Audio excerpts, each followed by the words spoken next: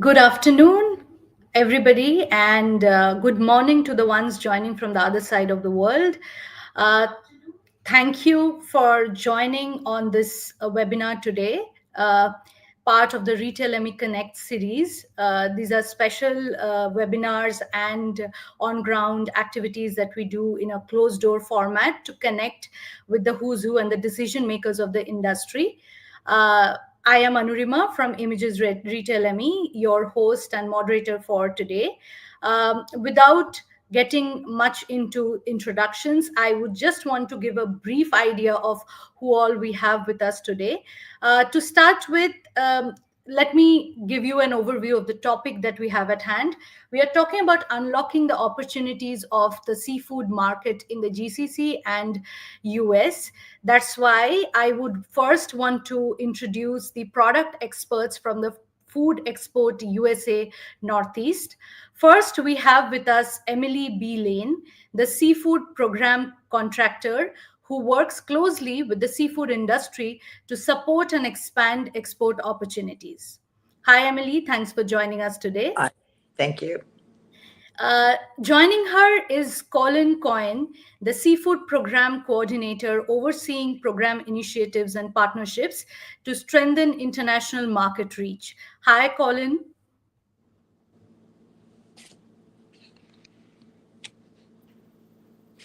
Hello. Hi. We are also pleased to welcome Mr. Eric Reid, the Fisheries Advisor, bringing valuable industry insights and expertise on sustainable fisheries and market trends.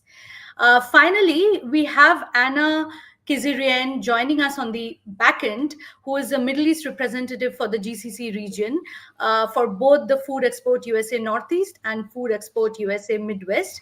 She is with us in case anybody wants to ask any questions towards the end. They can pose it to Anna. Anna has extensive experience in building trade relationships across this key market, so she'll be very helpful. So thanks, Anna, for joining us.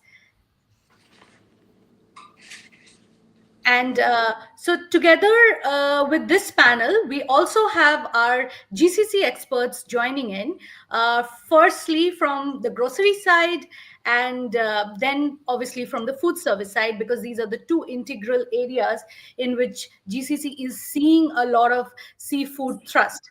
So we have Mr. Debangshu Adhikari, the Senior VP for Western International Group. Western International is known for their grocery chains like Nesto, Mark and Save. So hi Debangshu for joining us, and we'll wait for your valuable thoughts on the market and how you see the change happening here. Sure, Anurima. Thank you so much for welcoming me to this. Thank you. Joining Debangshu, we have from the grocery side, joining us from Jeddah, Mr. Nasser Mukhtar. Nasser is heading operations and procurement for Bindaud Holding, and he's an expert when it comes to assortment and especially seafood. So Nasser, good afternoon and thanks for joining us.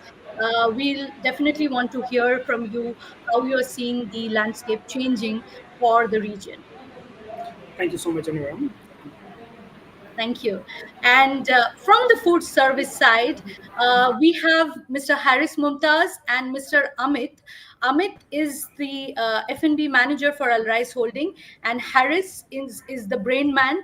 He heads strategy and corporate development for the entire holding group for Al Rice. And Al Rice is one of the pioneers in the hospitality sector in the region, and obviously for Arabic culture. They have Arabian Tea House under their hood, which is a very big differentiator in the fish and seafood category. So at some point, Haris will also give us a lot of insights. So thank you, Haris and Amit, for joining us. Thank you, Anu, and it's a pleasure to be here. And I can only say that with such learned people, I can only expect to learn from each one of you. Thank you for having me, Anu. Thank you. Before we go to our Northeast experts to give us an overview of products, let me first pose a question to three of you joining from the GCC side of things, just to set the topic in motion. Let's talk consumer first, because ultimately we are retailing to the consumer. That's the big question. When you have the consumer demands on board, then only you can plan what to retail. So whoever wants to take the question first, how are you balancing quality, consumer needs, affordability, and then putting the right assortment on your shelf. Nasser, you want to go first? Yes, Anuram. Yeah. Thank you, first of all, raising these in the concerns at this time. If we talk about the fishery market or seafood, I can say that this category has a lot of opportunity, and somehow the traders haven't paid attention on it. The attention what I have seen over the meat, chicken, and the things. Fish is not the category where the exporters has spent anything or the trader has spent any money on it. If Because I've been in the several region of Saudi Arabia, and if we talk about the GCC, Saudi Arabia is playing a big role in the consumptions and the customers and everything. If we look about the opportunities and growth is higher than the GCC. But when we talk with the customers, when we ask customers, I mean, from where they get the information, the first it was mouth conversation. It was not advertisement, and some they said it's social media, some they said in store. I mean, there is a lot of opportunities from the trader sides or from the exporter sides to grow this category. And Correct. if we look at this time, the GCC, the consumer rate is lower than the other country. We Correct. can say that maybe people are not using. No, it's not that. The people haven't spent the money for the marketing or the things to boost this category. Now people are changing the lifestyle. They are moving on healthy, so they are coming on this side. If we talk about the market size, if you look at like meat is captured by BRS, Brazilian, or New Zealand, Australia. Same like fish is being captured by mostly Norwegian or Indian and Chinese side or Indonesian side. I have seen that gap from the middle, I mean, like you can say American and other product sides. I haven't seen the most of traders from these countries. But when we look at the Europe, the Norway have captured the big market because salmon is playing big role in the fish industry, and you can see that how much people are consuming. Correct. Correct. At this time, 68% fish participation over and all in the GCC, particularly in Saudi Arabia, and then rest of what you can say 32% is shrimps or super shanies, and these things are there. Correct. So there is a gap, and definitely I'll hear from the Northeast experts how they want to fulfill this gap. But Devanshu, your thoughts in case you want to add anything from the UAE side. Sure. I'll not specifically talk about UAE. No, I'll talk more on the entire GCC segment because I find a lot of challenges that we face. But you said that we'll talk about only the consumer section as of now. So I'll just specifically talk about few points out there. First of all, I think the consumer perception and trust is one that is lacking today.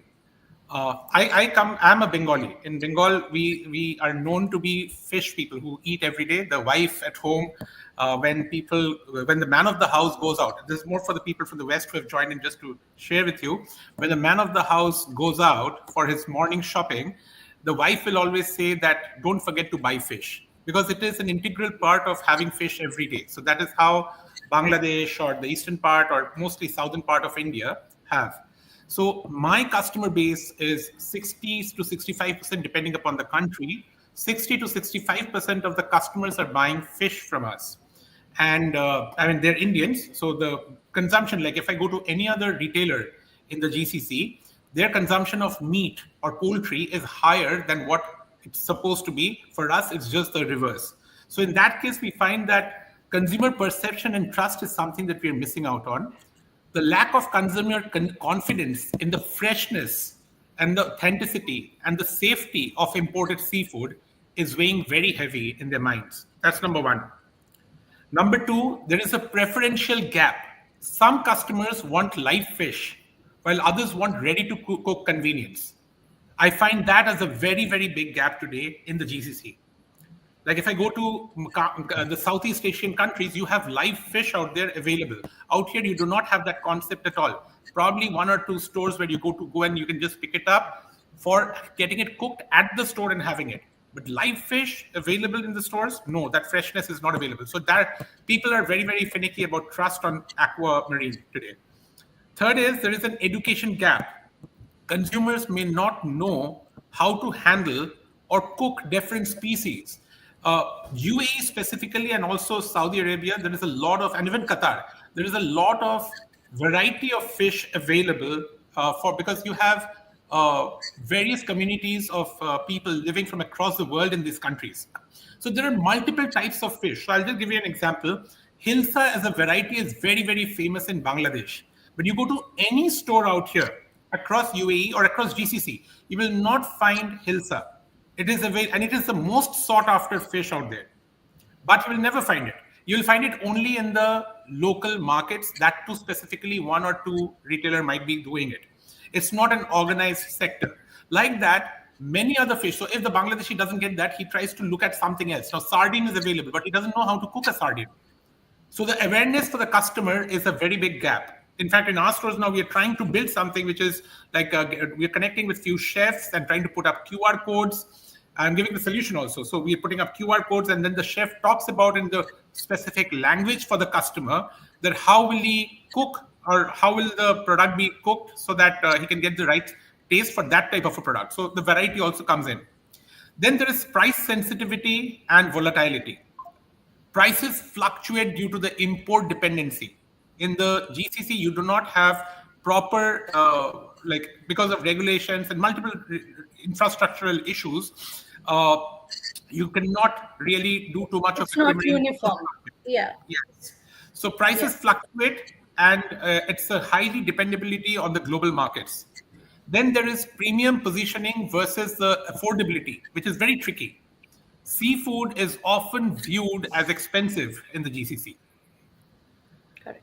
And then you have currency and freight cost fluctuations, which is directly affecting either the margins or the pricing. So again, that is another concern that the customers are facing. Coming to the prices within the industry, the hotels and restaurants dominate the demand for premium seafood, which is leaving the retailers with thinner margins and also lesser variety because it's a premium and you don't have a expiry date to it, and it is very short. And because of the logistic issues, the product which is premium might not be available for smaller retailers. So they're facing a lot of challenge in keeping consistency of product availability. Secondly, because of the hotels and restaurants dominating the demand on premium seafood, the retailers are left with a very low margin. And then the retailers must compete by offering convenience formats like freshness guarantees or ready meals, which is not being done today. Correct. These are few of the concerns that I feel from a consumer perspective. If you ask, these are few of the things that I feel is a problem. And one more part I'll say is beyond the three things that majorly that I spoke, the fourth is the local production limitations. Aquaculture is growing, but it is still underdeveloped in the GCC compared to the demand that it has. Aquaculture is still underdeveloped. That's one. Secondly, there is a limited species of diversity in the local catch. You don't have a variety. It is a very limited species that we have. And the pressure to balance the food security with sustainable fishing is also a production limitation in the GCC. So these are few of the things that I feel from a consumer perspective that is to be highlighted out here. So there is definitely a lot of room for good exports, and that's where the experts will have to tell us what products and quality they bring in.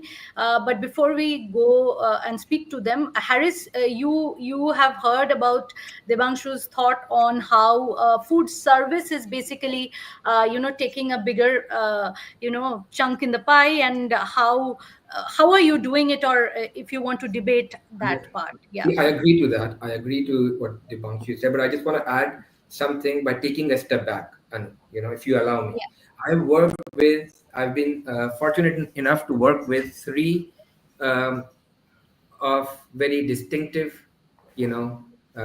retailers in the region. From my agency days, Spinneys used to be one of my clients. Then I spent 4 years with Majid Al Futtaim, Carrefour, and this category was one of the fastest growing category whilst I was with Majid Al Futtaim and Carrefour.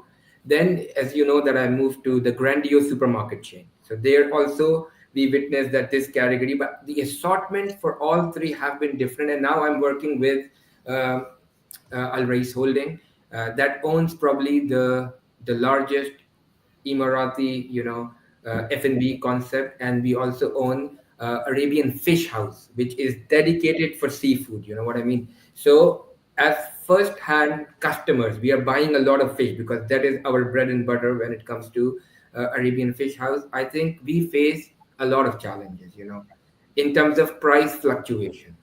So demand planning and your costing always gets impacted. There are always standard deviations when we do our planning. Then the freshness, because our KSP as the Arabian Fish House, the reason we created Arabian Fish House was to ensure that the local customer base can experience fresh seafood.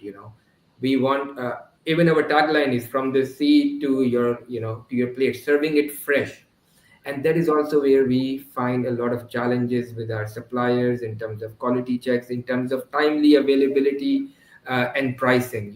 As food service providers, I think you will not be able to live up to the expectations and standards that you want your customers to have if you don't have these three things, as Dipanshu mentioned. So I don't know, I'm not a subject matter expert, but I can only share the commercial and the strategic side of the 100%. business to you guys. And these are the real challenges that we are facing as one of the leading seafood, food service providers in the UAE.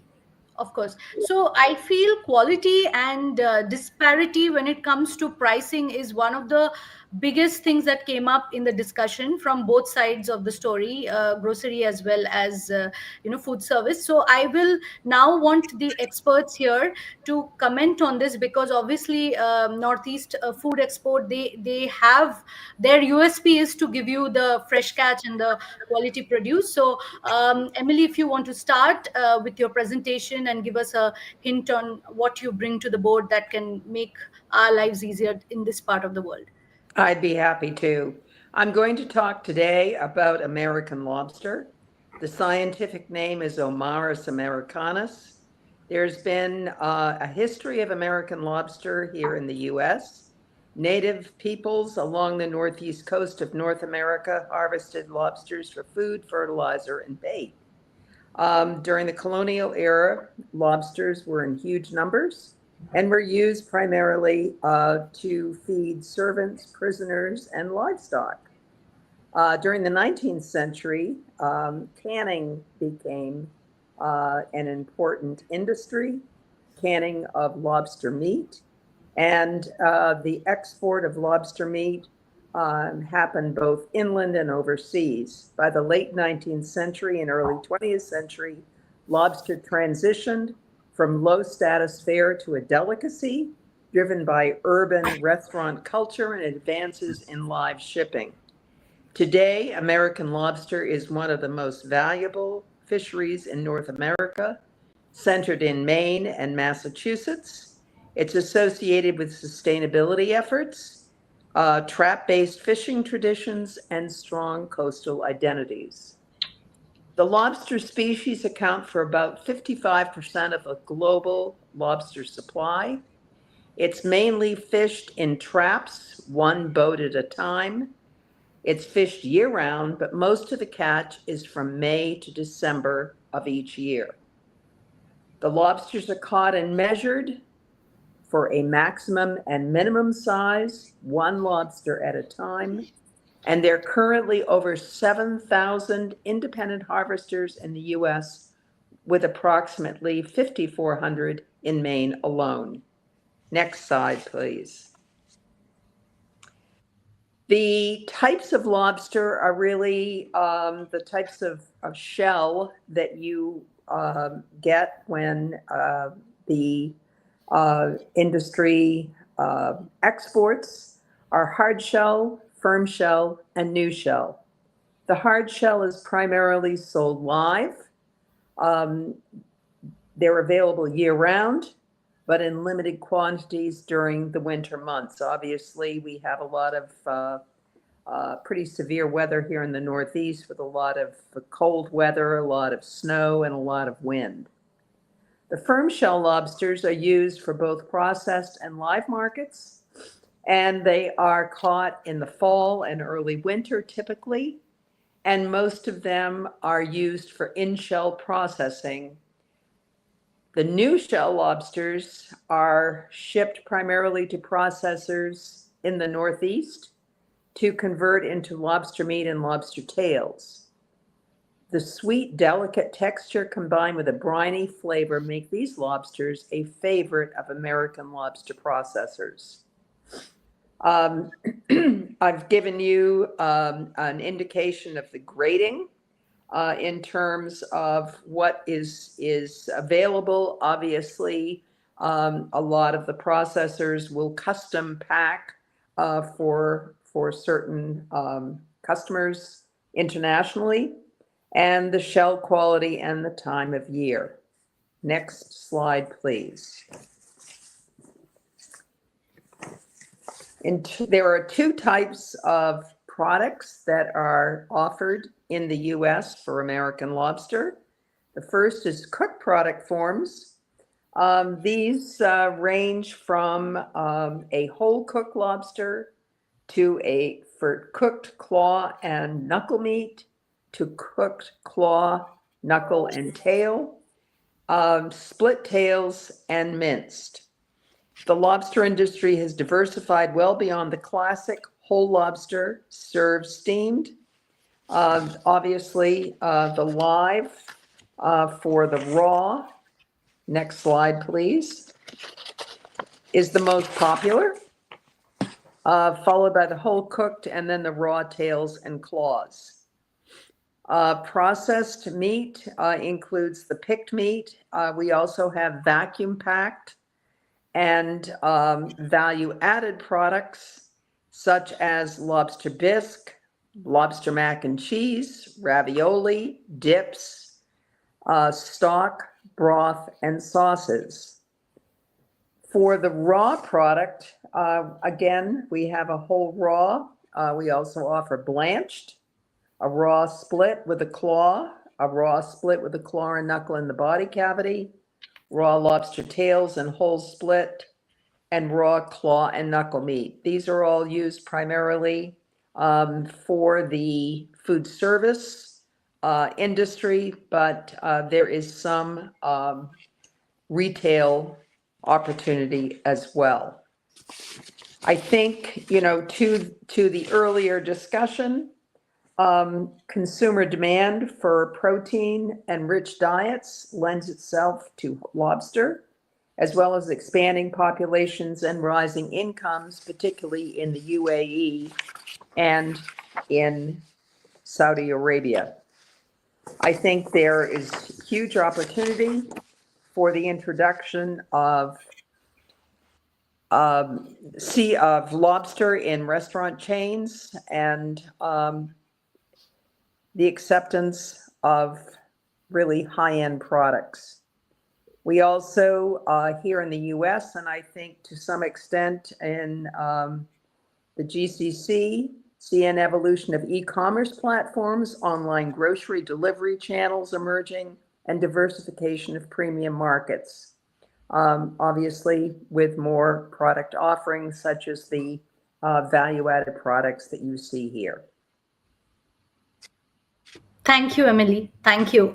We'll pose questions in the later half of this session. Next, we move on to Colin. Colin, if you can just give an overview of the products and take us further into this discussion.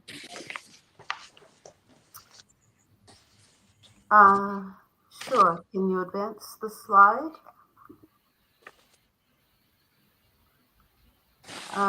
Thank you, everyone, for joining us today. And Food Export Northeast is, let's see. Okay, thanks. Food Export Northeast is an American nonprofit organization that connects U.S. food suppliers with international buyers. We work with companies from the state of Maine south through Delaware.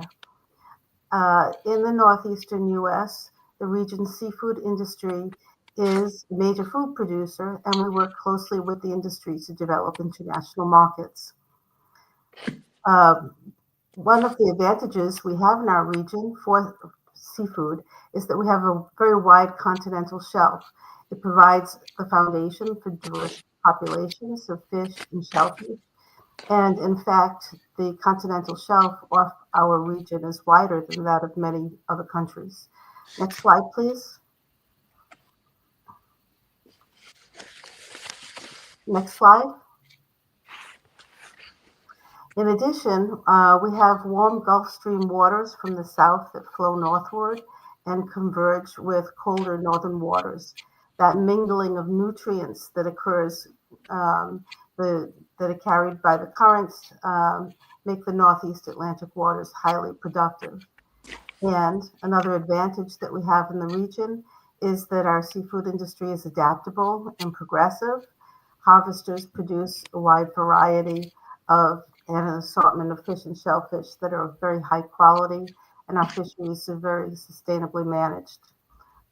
The United States has a leading reputation for sustainably managing fisheries and was one of the pioneers in doing so. The lobster industry, for example, they started 150 years ago to manage that industry sustainably. Next slide, please. Today, we'd like to introduce you to some of our best-known seafood products, such as American lobster, which you just heard about, also Atlantic sea scallops. We also have other seafood products that are in strong demand internationally, squids, monkfish, and skate. And then we have some lesser-known products that we have in very good supplies, very high quality, and that we'd like to introduce. This would be scup and the oyster.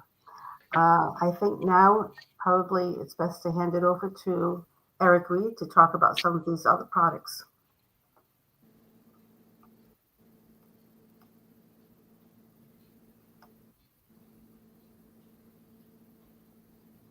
Eric, you are on mute.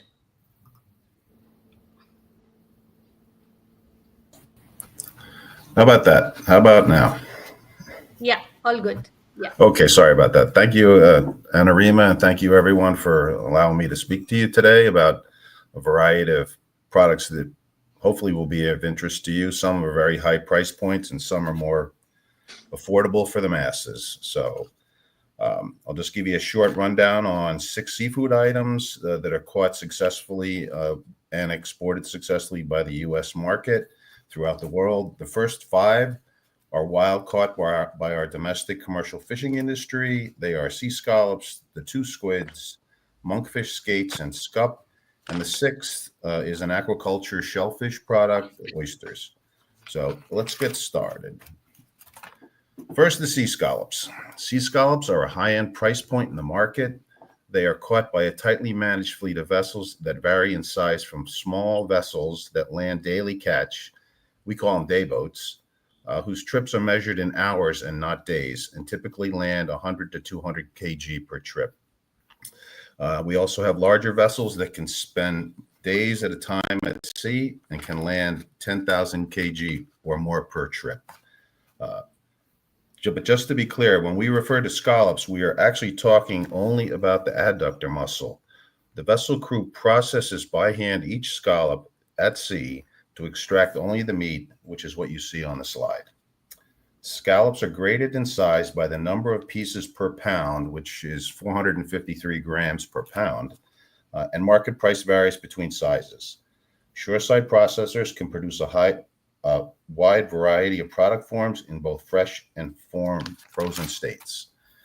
Whether the type be dry, wet, or value-added, and the packaging is for fresh or frozen, a wide variety of product forms is usually available by each producer to meet client needs.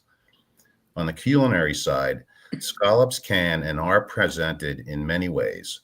Raw dishes such as sashimi and crudo, and cooked scallops in whatever dish a chef creates today are always a special meal.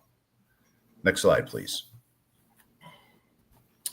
Okay, next we have squids. We have 2 main species of squids in the Northwest Atlantic. First, longfin squid, also called loligo or Boston squid. This is the smaller of the 2 types and is highly desired in markets in the US and the EU.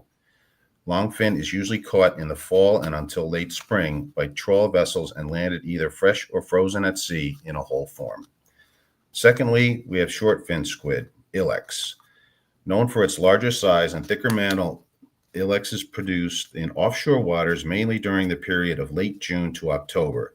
Ilex is caught by refrigerated seawater or frozen at sea capable vessels, and like loligo is also landed in whole form. Next slide, please. There is a substantial land-based processing sector for the raw material. Similar to scallops, a wide variety of product forms are available. Whole, round, cleaned, tubes, tentacles, rings, and breaded products are quite common throughout the market. And just to add a point here, both of these fisheries for both of these squids are certified by the Marine Stewardship Council, MSC, for sustainability. So that's a good selling point for this product. And there are other products in my portfolio that have the same qualification and certification. And that's really becoming more and more important in the market to guarantee sustainability of any raw material. So next slide, please. On to monkfish, a beautiful specimen for sure. Monkfish are caught by both the trawl fleet and a directed gill net fishery. And by directed fishery, I mean vessels with gear designed to target monkfish and avoid bycatch of other species. Next slide, please. Monkfish are landed either head-on gutted or as only the body, the tail, which would basically be headed and gutted. Common product forms are the same, with the addition of fillets that are available as well. So a moment ago, I called monkfish a beautiful fish. That certainly is not because of its appearance, but because the meat is recognized by culinary experts for its ability to absorb the flavors of the ingredients in which it is prepared. This makes monkfish a highly adaptable center of the plate entree or for many other delicious dishes. Next slide, please. Okay, skates. As you can see here on the slide, skates are a relative of the ray family. Caught by the same gear as our beautiful monkfish, this fish species is usually landed in only the wing portions. The body is used for lobster bait because lobsters like to eat skate too. Processors typically remove the skin and offer skinless skate in both fresh and frozen forms. Our skate is a fairly common dish in French cuisine, in dishes like skate with brown butter, and not only in France, but also in our domestic markets. Next slide, please. So the last of our wild-caught species, scup, a fish for the masses. In red ink, you will see that scup has been a secret and mainly an item in our domestic market. However, scup are becoming more and more popular in export markets as well. Scup are caught mainly by trawl vessels in the spring through the fall, and this fishery is also an MSC certified sustainable fishery. Scup has value in many ways. Not only is the meat quite delicate and delicious, the price point is relatively inexpensive and is very attractive in those markets. And although fillets are available, scup is most popular in grilled, pan-fried, or deep-fried presentations in H&G or head-on form, and perfect for your market. I don't know if it can compete with Hilsa, but we can sure try, for sure. Next slide, please. And there you can see the fillets and some of the other information I just mentioned. Next slide, please. So last one, this is my final slide. Oysters, which are primarily an aquaculture product. Oysters are filter feeders grown without man-made food and chemical-free. Oysters are raised in nearshore waters that are strictly monitored for water quality, and harvest conditions are also tightly monitored in order to ensure food safety. Oysters, when handled professionally, have a relatively long shelf life of 2 to 3 weeks when held in cold storage. And like wine, each farm promotes their singular taste profile and brand name, which yields loyal customers in their own market niche. Oysters are traditionally eaten raw on the half shell, but are also famous in cooked dishes such as oysters Rockefeller. And so in closing, the one thing we all have to understand is it's talking about seafood and trying to buy or trying to sell. We have to understand the logistics on both ends of the supply chain. Shipping small volumes of high-priced, highly perishable goods can certainly be done by air freight. But delivering frozen product in large volumes is certainly doable, but it has long transit times. So from the supply side, it would be very helpful to understand what the inspection, certification, and documentation requirements are at your ports of entry so we can begin to and be ready to unlock the door and move ahead. Thank you very much, and I'm more than happy to take questions. Thank you, Eric. Colin, you want to add anything here just to close the final product overview? Yes, could you advance to the next slide, please? We'd like you to know that Food Export Northeast has resources to help importers, distributors, restaurants, and retailers to introduce or expand sales of our products. We have an in-market representative, Anna Kazarian, who's also joined us today, and she can provide you with additional resources for learning more about our seafood products. We have multilingual and multi-digital buyer toolkits for many of these products. And Anna can connect you with seafood suppliers for specific seafood products and the formats that you may be interested in. And she can also arrange seminars for products and product promotions to introduce your customers to our seafood products. And finally, our organization also administers funding for seafood suppliers from the U.S. to conduct their own branded seafood promotions with your customers. It's a 50% cost share reimbursement program, and importer and distributor expenses are eligible for reimbursement. And we'd be happy to tell you more about these programs and how Food Export Northeast can be of assistance to introduce these and other seafood products to your customers. Thank you. And we're ready to take questions. Thank you. Thank you. Thank you. So one of the biggest things that came in the discussion from the experts is obviously about the supply chain part of things, which I think is very important. And we talked about disparity in pricing when it comes to the hefty cost that you have to bear when you bring the seafood from overseas to your retail stores or to your restaurants. So again, I would want to start with Debangshu and then go to Nasser and Harris, just to tell us a little about in terms of awareness, how do we manage the supply chain and regulations part in case we have to do business across borders? Can I? Yeah, I know I might have to leave. Can I take this first? Yes, sure, Yes. sure. Please go ahead. Like I said, I would go back to what Debangshu said earlier, and I second him. And I think as a food service provider that we are now, we feel that when we deal with our suppliers, when it comes to seafood, especially, for the Arabian Fish House, which is dedicated to promoting fresh seafood to the customer base, we have to always ensure that we have multiple vendors, multiple suppliers, because no supplier has been able to, take the burden of delivering both quality, quantity, as well as the product that we have been. So to mitigate this fluctuations from our operations, we have kind of embedded a strategic framework to mitigate these fluctuations, to mitigate the disruption, and to mitigate the quality issues.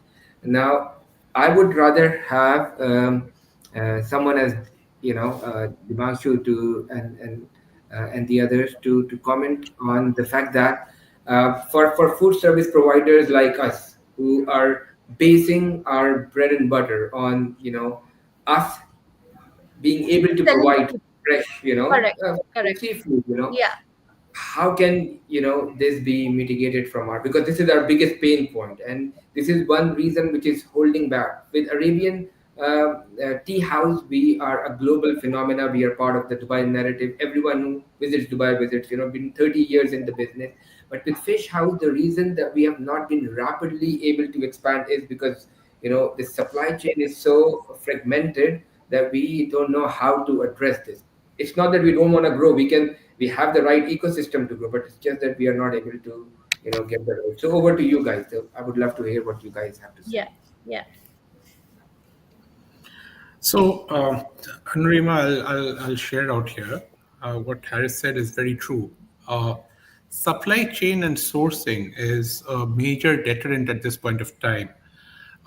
It's a heavy reliance on imports. I'll just break it down into multiple points. So first of all, supply chain and sourcing, which you said, there's a heavy reliance on the imports due to limited aquaculture, which was one of the points that I said about the consumer-facing front also.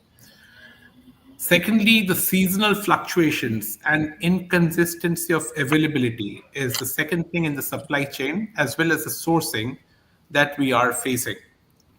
And suppliers are not able to, like if we are doing a direct import, like in Nesto, we do a lot of direct import, but yeah, it's not always available. And then for the smaller player, like we have the next one, which is Mark and Safe. Out there, the issue is we cannot do direct imports because the quantity is too high, even with running so many hypermarkets. So the challenge becomes that we are not able to source the right products at all the time. So consistency of product availability is a bigger problem. Third is long lead times and a very, because of aqua, so complex logistics for maintaining the freshness. Like it's not about only the container reaching the seashore. After reaching the seashore, every single country in the GCC has its own limitations and its own policies. Keeping that in time, the port timing that it takes to clear and then bring it to our warehouse or to the supplier's warehouse, and then from there moving it to the store, the end time, that is a long lead time. Fourth problem with the supply chain is the global disruption, where this region always has some kind of a geopolitics or something happening where the ships get diverted. And it happens frequently, like one single day, one single thing happens in Qatar, and immediately the ships are on hold for one day because they don't know whether they will reach Qatar or not. That one day is a held back, and they don't know, like they might be supposed to reach in 3 days' time and they're stopped in between in the sea. So that is another problem that we face. Now, these are on the supply chain and sourcing. Coming to the cold chain and quality control, there is a strict need for uninterrupted cold chain from source to shelf. From source to sea to port is still fine. After reaching port till the shelf, there is a break in most cases, and there's a lot of losses that's happening with suppliers. There is a limited infrastructure in the smaller markets. Like example, if I talk about Kuwait, it has a limited infrastructure in the smaller markets.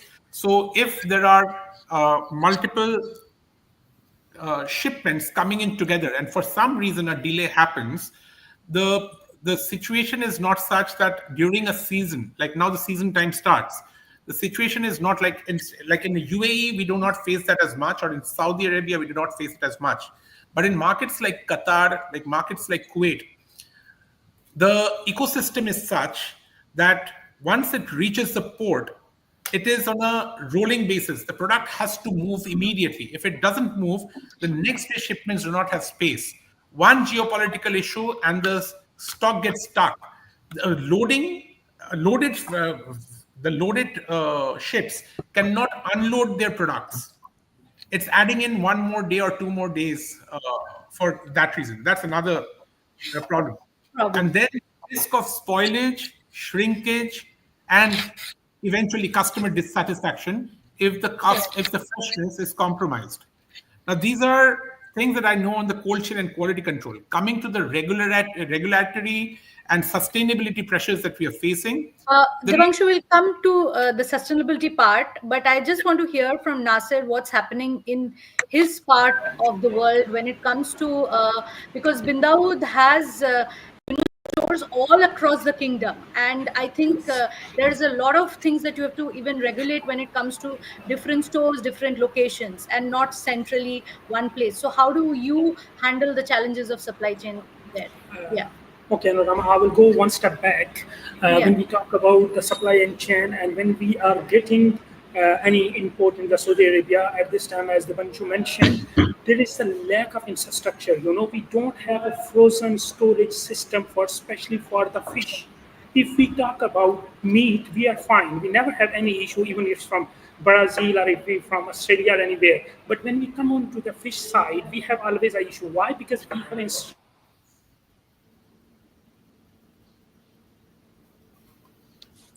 I lost out. Yeah, I think so. We lost Nasir here. On the, we'll just keep messaging him and getting him back. I think his internet is a little patchy. We'll come back to him. Yes, sustainability. You were mentioning, Debangshu, quickly on sustainability, if you want to touch on. And I think our Northeast experts are also here to tell us a little about how they are managing sustainability. So if you can pose your question and they'll tell. Nasir, are you? Yeah, no, Nasir, we can't seem to get Nasir on board. Yeah. So depending upon the countries, there is an increasing government regulation on sustainability, on fishing quotas and imports. So that is one that we keep on facing, though we are trying to toggle around because it keeps on changing from time to time, and also depending upon the seasonality factor. But we try to toggle it around at a local level, but it's not a process-oriented thing that we have out here. Secondly, the traceability requirement, like consumers and regulators, both are looking at a proof of demand of the origin and ethical sourcing, which is very, very important today. But we find a lot of suppliers are not ready with the right documents to provide at any point of time at the point of sale, and consumers are looking for it. And the third thing is the sustainability certifications are limited in supply chains. So these are three things that I see which are problems in regulatory and sustainability pressure. Correct. Thank you. Sorry, I Nasir, lost the connection. yes. No Yes, sorry, I problem, lost the Nasir. connection. Yes. Yes. So yes. I was go back to the supply chain and on the points, because at this time Correct. we have infrastructure issue in the GCC market and the storage and things. And if we talk about the crustaceans, at this time we have a big opportunity what these guys have offered, like lobsters and other things. Because if you look at these things are not available in the market, these are using as a luxury or premium products. But we can have like others, as I mentioned, the whitefish fillet things. So we have a great opportunity, and these guys, as I said, on the exporter side or the trader side, the people has to invest on side. As a Danube or Bin Daud, we have more than 100 stores around in Bahrain and Saudi Arabia, and it's very hard for us to even store. And we are just directly receiving from the vendor, and whatever he receives the shipment from the port, directly he's supplying to us. And sometimes it's not sufficient. We are out of the order because of these non-infrastructures, logistics, Correct. you can say, are storage. Correct. 100%. And just one query: does the pricing also affect the consumer? Because you guys have to take care of a lot of things in the back end to kind of give the fresh produce to the consumer, and also maintain your logistics, your supply chain. And does that add on to the cost when a consumer goes to the store to buy, especially the premium fishes? Yeah. See, at this time, as a retailer, because we are doing the study every time from the market, still we are very cheap from the restaurants. Restaurants are charging huge amounts on every SKU. Yes, prices are getting fluctuated because of the supply, but still, as a retailer or modern trader, our prices are cheaper than the restaurants, other in the, you can say, the seafood showrooms. Correct. Eric, you were touching upon the supply chain part of things. Is there a way that, as an expert from the Northeast, you can mitigate this, or probably bring in some solution to the GCC players, especially the grocery chains? You're mute. Sorry. There's a lot of issues at play here, and I can address some of them, at least from our side. The traceability, there is a traceability issue. That was a question that was just raised. Our inspection criteria that we have to have for our plants is we have to be able to tell you where a fish came from at least 1 or 2 steps into the market.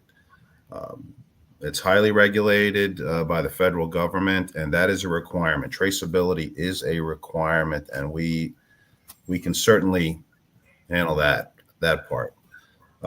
As far as, there's an issue about pricing stability and supply stability over time.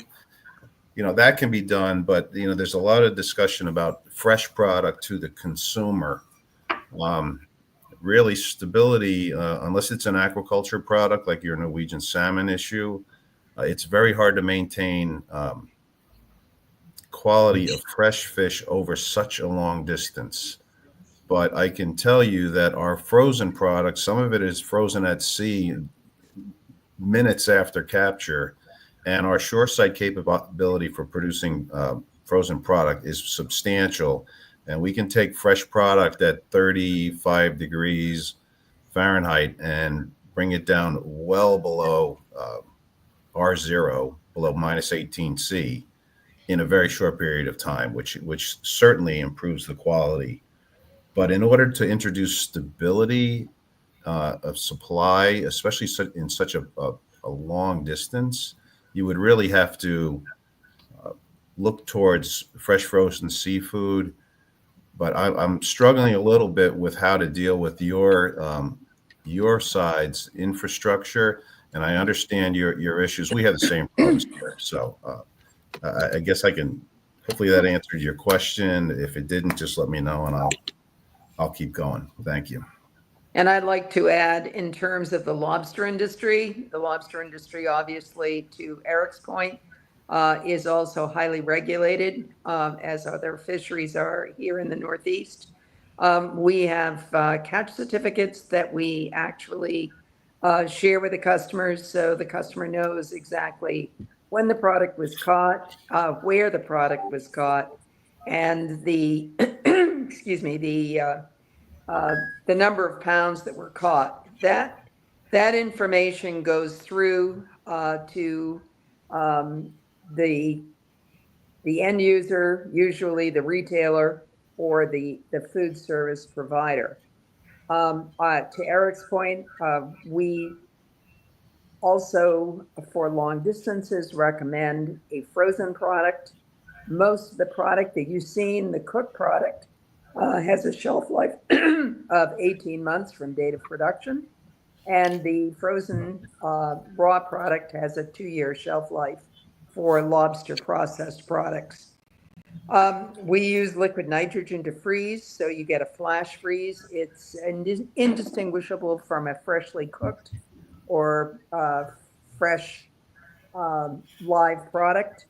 And in terms of the supply chain, as long as it's maintained at minus 18 degrees centigrade or below throughout the process, we can deliver a premium product. In terms of pricing, a lot of companies go to trade shows, both domestically and internationally, and often encourage the distributors and retailers to develop contracts in advance that will ensure consistency of pricing during certain times of the year. Obviously, for the live product, the price does fluctuate depending upon catch and depending upon demand.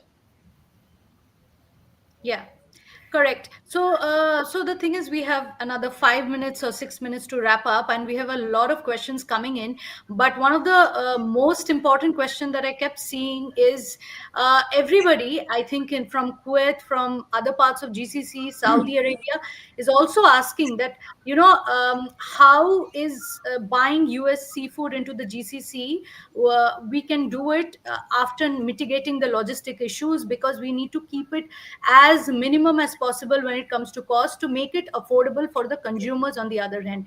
So if any of you want to touch on that, because I think that was a question posed by even Devanshu and Nasir, and at some point Harris also mentioned that logistics is a pain. So is there a way that you all can handle that or make it easier for the retailers and the food service providers in this region?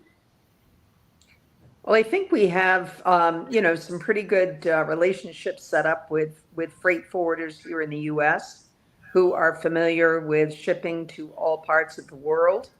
And I often encourage companies to have their freight forwarders get in touch directly with either retail freight forwarders or food service in international markets to ensure that seamless shipment, again, knowing in advance all the documentation that's required, any labeling requirements, and any other importing regulations. So I think to that point, educating both sides in terms of what we can provide as U.S. suppliers and then what they require as importers is very important. 100%. Yes, Eric. Yes. Yeah, I mean, it is my experience that people that are in the seafood industry are pretty industrious. And if you tell me where you want something sent and what product form it is, we'll figure out how to get it to you. That's but we can't fly the planes ourselves, or we can't drive the ships. But we're pretty industrious, and certainly the buyers and the sellers have to have a relationship that is long lasting, because there's always going to be some issue. There's always going to be a problem at some point. Nothing is going to go perfectly all the time. But that's where, you talked about consumer trust, customer trust. To me, this exercise is not to sell one container to each one of you. It is to sell multiple containers to each one of you and develop a long-term relationship. And that's the solution to a lot of these problems.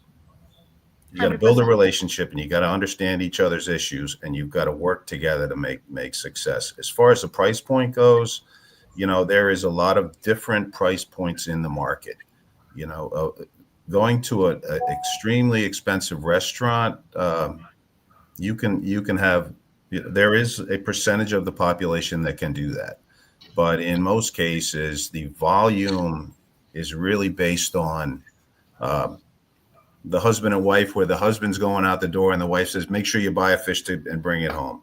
There is a lot of volume in that business. And, it's an interesting dynamic, but you have to be able to have a product portfolio that can address both those issues, because not everybody wants to sell to restaurants. I don't know about you. I like selling restaurants because they pay more money, but they don't always pay me for my seafood. So I don't know how it works on your side, but I know how it works on my side. But but there's a lot of people who want to eat seafood, but it is expensive. But there are ways to develop long-term contracts, and keep the price stable for a period of time. That's why aquaculture is so successful. Wild-caught, certified, sustainable fisheries like we have can do the same thing. But we just have to look at the product form, and we have to work on the logistics on your side. You talked about a shortage of cold storage, meaning frozen cold storage. That's an investment that is pretty substantial, but it's access to a market like this is worth having that discussion on how that's going to get done, and partnerships can be built. So correct. 100%. We have to wrap up here because we are short of time. I think partnerships is a key here to get there. And we have also received a lot of question about creating the right awareness, bridging the gap between the supply side and between the groceries and the food service industry. So creating awareness, and I think Debangshu also touched upon that live cooking, QR codes, and something to build awareness. I think we need that also. It's the need of the hour, and the region wants to know more about the products they are buying and how they can cook it better. So the consumer needs that. So just a final thought from our panelists before we wrap up. So to go forward, partnerships is obviously the key here. Anything else that comes on your mind which can change the dynamics of the seafood industry for this region, keeping in mind the global? Yes, Nasir, starting from you. Yes, Norma. As I said in the beginning, that this category need a lot of focus and investment point of view from the trade and exporter side. Because once we come on the price side, I'm just telling you that recently we have a Spanish aged beef and we have a Russian Angus, and it was quite expensive. It was around $350 per kg to $750 per kg, and we have sold out all the quantity whatever we have received. So people are willing to invest if we will give them the detail, if the consumer have awareness. At this time, there is a lack of investment in this category. What I have seen in during my tenure.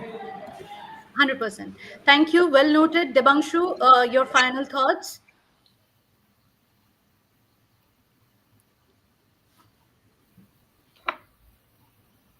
Okay, I will be Yeah. there at 5 o'clock. All right. So I think, in my opinion, it's more about strong collaboration is required. It's not about Northeast coming in or one player coming in and doing it. It has to be a very, very strong collaboration, because what Eric said is very true. If you need investments out here, which we say that if you invest into the frozen and infrastructure out here, there is a chance of fish is something which is expensive, very true, but you can actually regulate the prices. And I see the GCC market, like if you go into websites also, you'll see everyone is saying the GCC market is becoming value driven today. Gone are the days of premiumness, is becoming value driven. So if you want to play on that, collaborations are required, starting from the source to the people who bring it in and to the people who are the end suppliers to the consumer. All these three things have to collaborate and bring a strong essence of energy into this, along with the government's authorities also coming in and playing a role. So I think a far bigger play is required out here. If we want to do that, it is of course a very big economy for this product, and it can make a major impact. It sure can make a major impact. And there is huge opportunity. But to make that, this collaboration will be very, very important, and we need big players to come in. That's my 100%. opinion. 100%. Thank you, Debangshu. Emily, your final thoughts? Yes, I think that to that collaboration end, it's really important for companies to participate in trade shows showcasing their products to local suppliers, to have promotional events. To Colleen's point, Food Export will pay 50% for some promotions in either food service or retail markets, for the suppliers to actually go to the markets and put on demonstrations for retail. And then an important part is the partnership with chefs and restaurants. And again, I think the bottom line is all about educating the consumer, be it food service or retail. Amazing. Eric or Colin, if you want to add something, and we can wrap up here. Well, I'll let Colleen go last, because you saved the best for last. So my opinion is success is based on stability, whether it's price, relationship, or supply. And that, I think that can be done. Like I said, we're pretty industrious, and I get a good feeling from our other panelists that you're pretty industrious too. Recognizing the fact that this is not a short-term project is really important. So let's unlock the door, like you said, Anarima. Let's get the keys. Let's have 100%, at it. 100%. And I think next time we should have a government official with us to give us more insights on policies and how to, break the borders. So yes, Colin, last thought. I think Eric did a great job summing things up. Food Export Northeast can provide resources and connections. Anna, our in-market representative, can help with forming those collaborations and promotion efforts and education efforts, engagement at all parts of the supply chain. And so we're here to help introduce seafood products from the Northeast to your markets, and just turn to us for help. We'll be there. Thanks. Thank you. Thank you, everybody, for joining in. Thank you to our delegates. I think there's a lot to catch up on the conversation behind the scene. So we'll be open to share a lot of insights that we've got through the delegates and their questions also with all of you. And looking forward to the next time. Good afternoon and have a good day to the others who have just joined in. Thank you. Thank you. Thank you. Thank you very much. Thank you very much. Thank you very much. Thank you.